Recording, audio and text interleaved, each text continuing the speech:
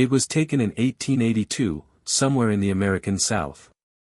Clear's throat, a black family, dignified, formal, dressed in their finest attire, poses inside a photography studio. At first glance, it resembles hundreds of other portraits from that period. A moment suspended in time. A family proud enough to pay for the privilege of being remembered. But look closer. One member of this family, a young girl positioned at the edge of the frame, has something in her eyes that went unnoticed for over 140 years. Something that, when a genetic historian finally examined this photograph under digital magnification, rendered him completely speechless. Because what he discovered wasn't merely a physical characteristic. It was a key. A biological key encoded within her DNA. One that had endured slavery, endured erasure, endured generations of silence, and was about to unlock the true origin of an entire family whose history had been systematically destroyed. This is the story of what was concealed in that little girl's eyes, and it will transform the way you think about identity, ancestry, and what DNA remembers even when history forgets. Before we begin, if narratives like this move you, if you believe forgotten histories deserve to be told, subscribe to this channel and leave a like. It takes 2 seconds and it means everything. Now, let's return to 1882. Dr. James Okafor had dedicated 15 years to reconstructing lost genealogies. His office at Howard University in Washington, D.C. was lined with framed photographs. Not his own family, but strangers. People whose names had been erased, whose stories had been consumed by history. Each framed image on his wall represented a case he had resolved. A life reclaimed. The morning Diane walked in, it was raining. She was in her early 50s, dressed in a gray coat, and she carried a flat cardboard envelope the way people carry something irreplaceable. Close to her chest, both arms wrapped around it, as if shielding it from the weather outside. "My grandmother left it to me," she said, placing it carefully on his desk. "And her grandmother left it to her. Nobody knows who these people are. Not their names, not where they came from, nothing." James opened the envelope slowly. Inside was a photograph, approximately 8 by 10 in, mounted on a thick cardboard backing. A cabinet card, the standard portrait format of the 1880s. It was in remarkable condition. The edges were browned and slightly warped, but the image itself was sharp and clear. A family of 7 stood inside what appeared to be a photography studio. The backdrop behind them was painted to suggest a garden, a common affectation of the era. The father stood at the center, tall and broad-shouldered, wearing a dark suit and a tie. His expression was composed, almost severe, the way many people looked in photographs from that period because long exposure times required stillness. Beside him, a woman, the mother presumably, sat in a wooden chair, dressed in a high-collared blouse, her hands folded in her lap. Around them, 5 children were arranged with careful deliberation. 2 older boys standing on the left, 2 younger girls seated on a low bench in the front, and 1 girl, the youngest, perhaps 7 or 8 years old, standing slightly apart at the far right of the frame. At the bottom of the cardboard backing, in faded ink, someone had written a date, October 14, 1882. There was no name, no location, no studio stamp on the reverse, only a faint rectangular ghost where one had once been, carefully scraped away. James studied the photograph for a long moment without speaking. Then he picked up the magnifying glass from his desk. "Has anyone ever looked at this closely?" he asked. Diane shook her head. "Not really. We always assumed it was just a portrait." James brought the glass to the image, and that was when something stopped him cold. He almost missed it. The magnifying glass had moved across the photograph the way it always did, methodically, left to right, top to bottom, cataloging details, searching for context clues, the style of clothing, the furniture in the studio, the quality of the photographic paper. These were the tools of James's trade, the small forensic markers that helped him date and place an image with precision. He already noted several things. The high-collared suits on the boys suggested the early 1880s rather than the 1870s. The painted garden backdrop was consistent with studio practices in the American South during the Reconstruction era. The quality of the paper and the mounting card suggested a photographer with some professional standing. Not a frontier amateur, but someone with access to decent equipment and chemical supplies. Whoever this family was, they had made a deliberate choice to be photographed by someone good. It was when the magnifying glass reached the youngest girl, the one standing apart at the far right of the frame, that James paused. Her face was turned very slightly toward the camera as if she had moved just before the shutter was released. In that slight turn, both of her eyes were visible and they were not the same. Even in the sepia tones of a 19th-century photograph, the difference was unmistakable. Left eye was dark, a deep uniform darkness consistent with brown, the expected pigmentation for a black child of that era. But the right eye was lighter, noticeably, significantly lighter. Where the left eye absorbed light, the right eye reflected it differently, with an almost gray-pale quality that jumped out of the image even in monochrome. James set the magnifying glass down. He reached instead for the digital scanner on the shelf behind him. It took him 12 minutes to scan the photograph at high resolution and pull it onto his monitor. He used the software he had been using for years to enhance archival images, increasing contrast, adjusting gamma, sharpening focus digitally without altering the original file. When the enhanced image filled the screen and he zoomed in on the girl's face, he leaned back in his chair and was quiet for a very long time. The right eye was blue-gray. Clearly, unmistakably blue-gray, rendered in the subtle gradations of light that the original photograph had captured without anyone ever noticing. A black child. 1882, one brown eye, one blue-gray eye. He turned to Diane, who was watching him from across the desk. "Tell me everything you know about this family," he said. Everything. Diane knew very little. That was the honest truth and she said so without embarrassment. The had been passed down through 4 generations of women. Grandmother to daughter, daughter to granddaughter. Always with the same vague instruction. Keep this. It matters. But no one had ever been able to say why. No names had survived alongside it. No letters, no documents, no oral history specific enough to be useful. My great-great-grandmother received it from someone she called the old woman. Diane said, "That's all I know." The old woman gave it to her before she died and told her not to lose it. James nodded slowly, still staring at the screen. He typed quickly and pulled up a medical reference database he had bookmarked years ago. Not something a genealogist typically consulted, but James had learned long ago that genetics and history were not separate disciplines. They were the same story told in different languages. Waardenburg syndrome, type 2A, autosomal dominant inheritance pattern. He read the entry the way a detective reads a case file, looking for the specific, the actionable, the visible. Waardenburg syndrome is a genetic condition affecting pigmentation of the hair, skin, and eyes.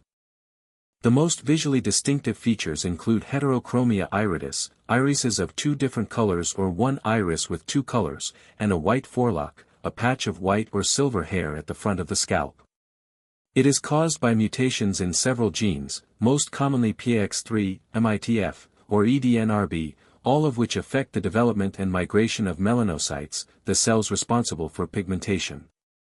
James underlined the phrase autosomal dominant in his mind. It meant that the mutation only needed to be inherited from one parent to express itself.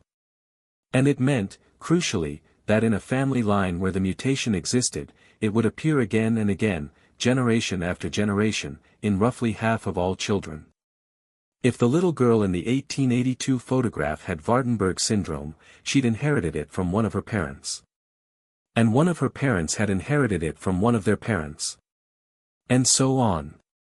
An unbroken biological thread running backward through time. He turned back to the enhanced image on the screen.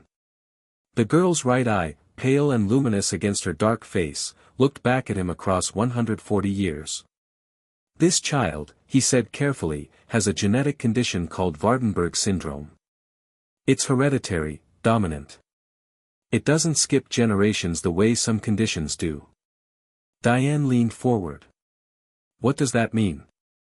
It means, James said, that this didn't start with her. James spent the rest of that afternoon in the digital archive. He scanned every millimeter of the photograph again, this time looking not at the girl's eyes, but at the other faces in the frame, searching for the thread. The two older boys showed nothing obvious. Their eyes in the enhanced image appeared uniformly dark. The mother's face was partially turned, her right eye obscured by a shadow that the original photographer had apparently not bothered to correct, a compositional oversight that had survived 140 years. The father's gaze was direct and steady, his eyes dark and symmetrical. Then, James looked at the second girl, the one seated on the bench, slightly older than the child with the heterochromia, perhaps 10 or 11. He had not paid her much attention before. She sat with her hands in her lap, her face fully toward the camera, her expression serious in the way of all children who have been told to hold still. Her eyes were dark, both of them, uniformly dark, no heterochromia. But at the top of her head, just above her left temple, partially hidden by the careful arrangement of her hair, there was a section that the digital enhancement now made impossible to ignore. A patch, perhaps 2 in wide, where the hair was strikingly lighter than the rest. Not gray, not simply lighter, white. Bright, flat white, the way a white forelock appears in old photographs. A small flag of absent pigmentation flying at the edge of an otherwise dark hairline. James sat very still. The white forelock, the hallmark of Waardenburg syndrome, present in a sibling without the heterochromia, which meant that mutation had expressed differently in each child, one inheriting the iris pigmentation difference, the other inheriting the depigmented hair, both manifestations of the same underlying genetic change, both inherited from the same parent. He looked at the father again, then the mother, whose face was partially shadowed.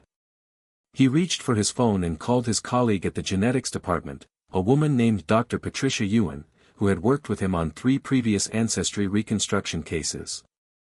"Patricia," he said when she answered, "I need you to look at something tomorrow morning, a photograph, 1882. "What am I looking for?" "Waardenburg markers in 2 siblings, one with heterochromia, one with a white forelock." He paused. "And I need you to tell me which parent it came from, because one of those parents in the photograph has a shadow over their face, and I think that shadow is hiding something." There was a silence on the line. "I'll be there at 8 o'clock, Patricia said. Dr. Patricia Ewan arrived at James's office with coffee and a hard drive. She was the kind of person who prepared before she asked questions, and by the time she sat down across from him, she had already pulled up 3 medical journals on Waardenburg syndrome type 2 on her laptop. She studied the enhanced photograph on James's screen without speaking for several minutes. She zoomed in on the girl with the heterochromia, then on the older sister with the white forelock, then on the mother's partially shadowed face. She tilted her head slightly, the way she always did when she was thinking. "The shadow isn't hiding the eyes," she said finally. "It's hiding the hair." She was right.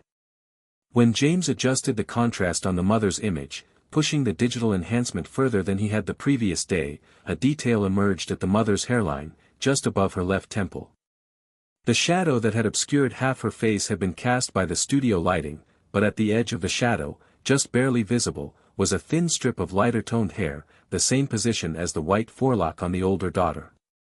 "She's the carrier," Patricia said quietly. "The mutation came through her." James leaned back.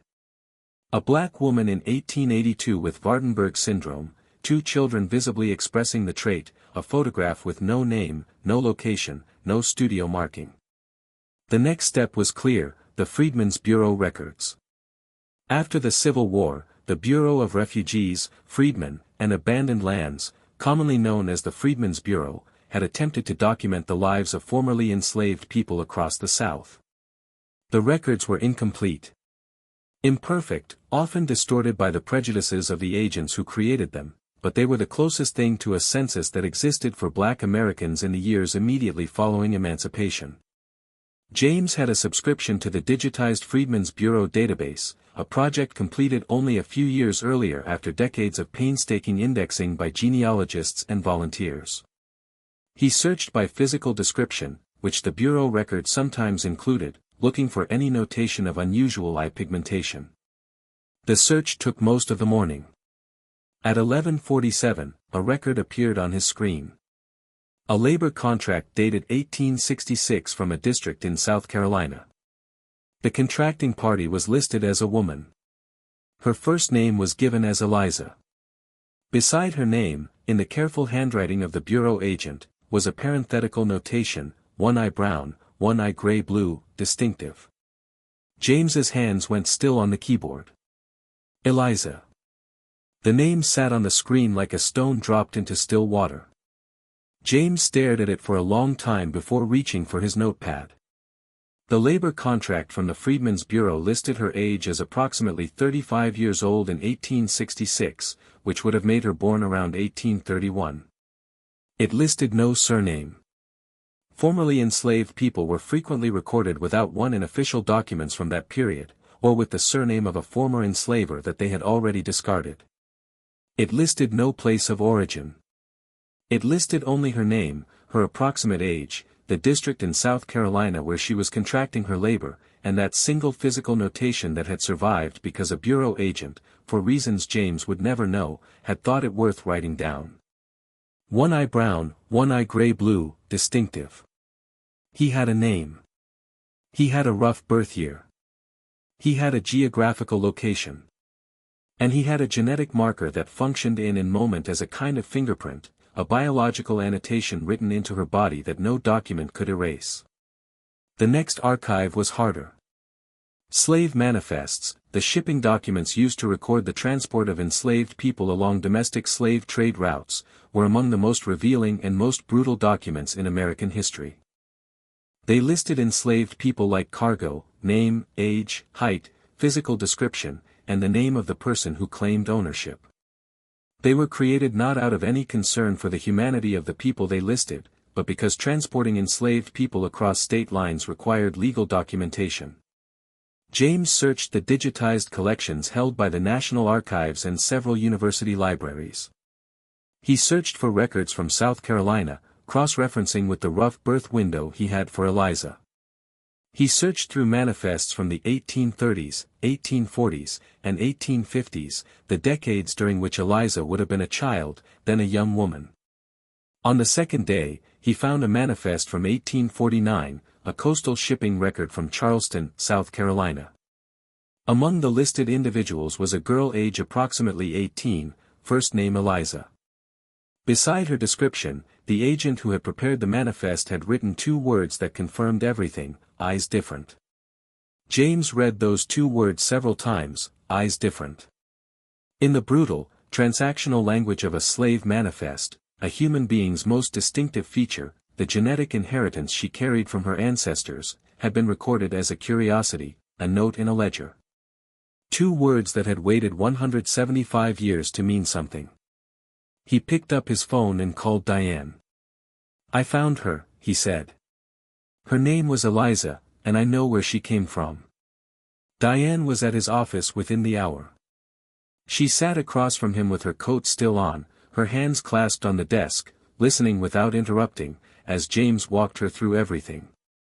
The Freedmen's Bureau record, the labor contract, the slave manifest from Charleston. He showed her each document on screen, reading the relevant passages aloud, watching her face as the pieces assembled themselves into something coherent. When he finished, she was quiet for a moment. "Eliza," she said, as if testing the weight of it. "That was her name. That's what the records suggest. The physical description matches. The heterochromia, the notation in the labor contract, the timing. It's the same woman. With a high degree of confidence, she is the mother in this photograph." Diane nodded slowly. Then she said, "Where did she come from before Charleston? Before South Carolina?" That was the question James had been waiting for. And it was the question he could not answer from documents alone. He had already contacted a genetic genealogy laboratory. One that specialized in ancestral DNA reconstruction using historical family photographs as a starting point. The technology was relatively recent and still imperfect, but it had been used successfully in several high-profile ancestry cases in the preceding years. By analyzing the visible phenotypic markers in archival photographs, skin tone, eye color, facial morphology, in combination with genetic databases of known Ward syndrome mutations, it was possible to narrow the geographic and ethnic origin of a mutation with meaningful precision. But there was another avenue. Diane herself. If she was a descendant of the family in the photograph, and the chain of custody of the photograph through 4 generations of women made that overwhelmingly likely, then her own DNA carried the answer. Have you ever done a genetic ancestry test? James asked. No.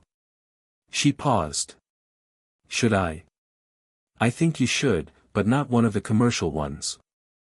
I want to refer you to Patricia's lab. They can run a full mitochondrial DNA sequence that traces your maternal line directly, mother to mother to mother as far back as the data can reach. Diane agreed without hesitation.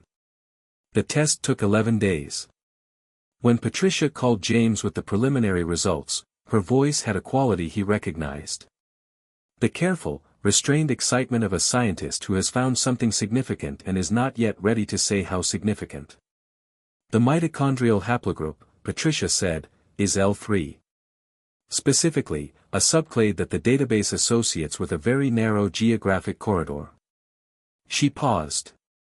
West Africa, Sierra Leone. And James, the Waardenburg mutation in this lineage matches a variant that's been documented in exactly one population group in the existing literature. The population group was the Mende. James knew the name.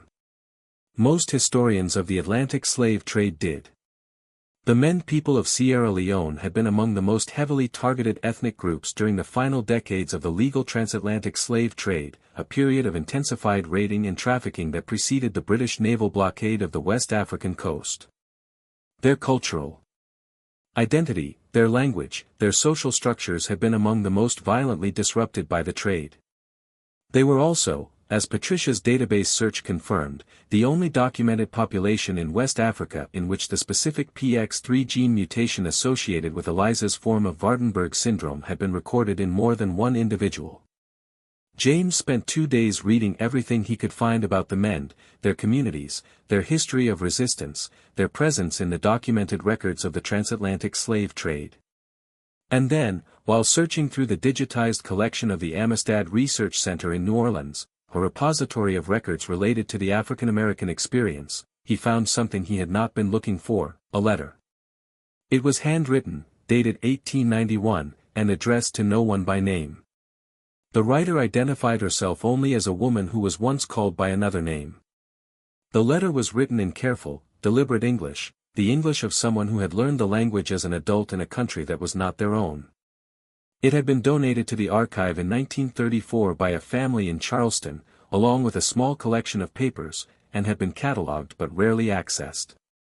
James read it twice before he was certain of what he was looking at. The woman described her childhood in a village near a river. She described being taken at night with other members of her family by men who spoke a language she did not understand. She described a ship.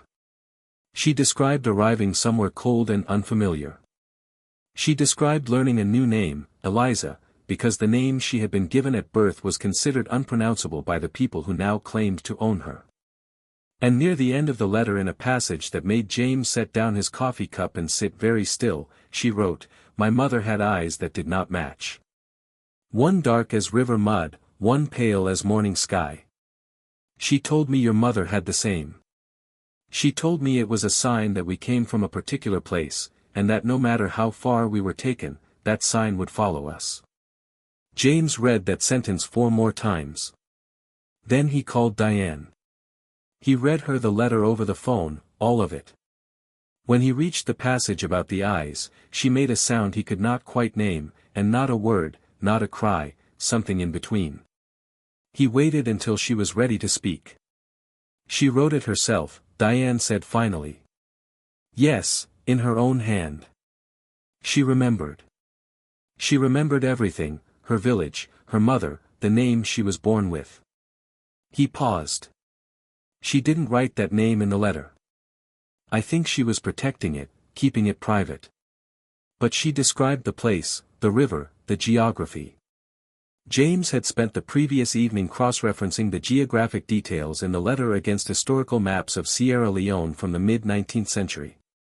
The river she described, its width, its proximity to the coast, the type of tree she mentioned growing along its banks, was consistent with the Suwa River in the southern region of Sierra Leone. The Suwa River Valley had been a Mende heartland for centuries. Patricia's mitochondrial DNA results, the Waardenburg mutation variant, the letter, the geography, they all pointed to the same place, the same people, the same origin. A family that had been photographed in a studio in South Carolina in 1882 with no name recorded and no history attached, had come from the banks of the Suwa River in Sierra Leone. Their ancestor had been taken from that river valley sometime in the 1830s or 1840s during the final brutal years of the transatlantic slave trade. She had survived the crossing, she had survived enslavement, she had raised children and grandchildren on soil that was not her own, and she had carried in her irises, in her children's hair, in the DNA of every descendant who followed, an unbreakable biological record of where she had come from. James thought about the little girl in the photograph, the one standing apart at the far right of the frame, her face turned just slightly toward the camera, one eye dark and one eye pale. A 7-year-old child in 1882 who had no way of knowing that the thing that made her different was also the thing that would one day lead a historian 140 years into the future to the name of her great-grandmother's river. He thought about what it meant to carry something in your body that you cannot see or feel or name, something that outlasts everything else, that outlasts the ships and the auctions and the ledgers and the silence. He sat with that thought for a long time. Then he began preparing what he would tell Diane the following morning. Diane came to James's office one last time on a Thursday morning in October, almost exactly 6 weeks after she had first walked in with the photograph pressed against her chest in the rain. She sat across from him at the same desk. The photograph was there between them, still in its cardboard envelope, still in the careful condition in which 4 generations of women had kept it.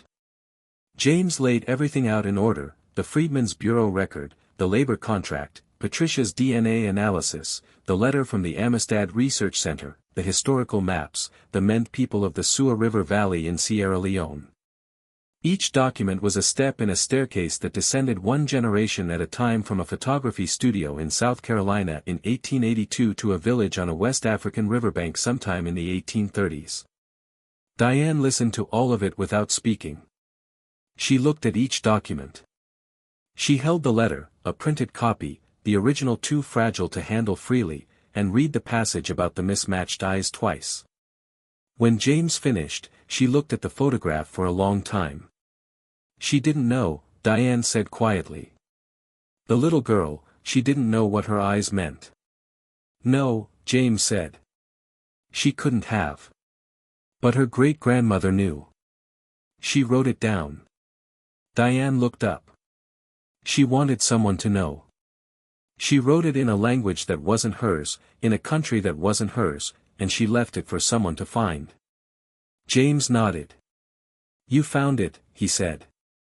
It just took 140 years. Diane picked up the photograph and looked at the little girl at the edge of the frame, the girl who had moved slightly just before the shutter closed, the girl whose pale right eye had caught the studio light in a way that no one had noticed or thought to question for a century and a half. The family had no recorded name. Their story had been deliberately, systematically erased, first by the institution of slavery, then by the indifference of history. But the erasure had not been complete. It had never been complete because written into the biology of that child, into the cells of her iris, into the genes she had inherited from her mother, who had inherited them from her mother, who had been taken from the banks of a river in Sierra Leone, was a record that no document could destroy. Diane set the photograph back down on the desk. She did not speak for a long moment. Then she said, her name was Eliza, but somewhere on the Suwa River she had another name, and now I know where to look for it. She picked up the photograph, tucked it back into its cardboard envelope, and held it against her chest, both arms around it, the same way she had carried it into this office 6 weeks before in the rain. DNA does not forget. It cannot be confiscated, burned, or renamed. It simply waits. And sometimes, after long enough, someone finally knows how to read it.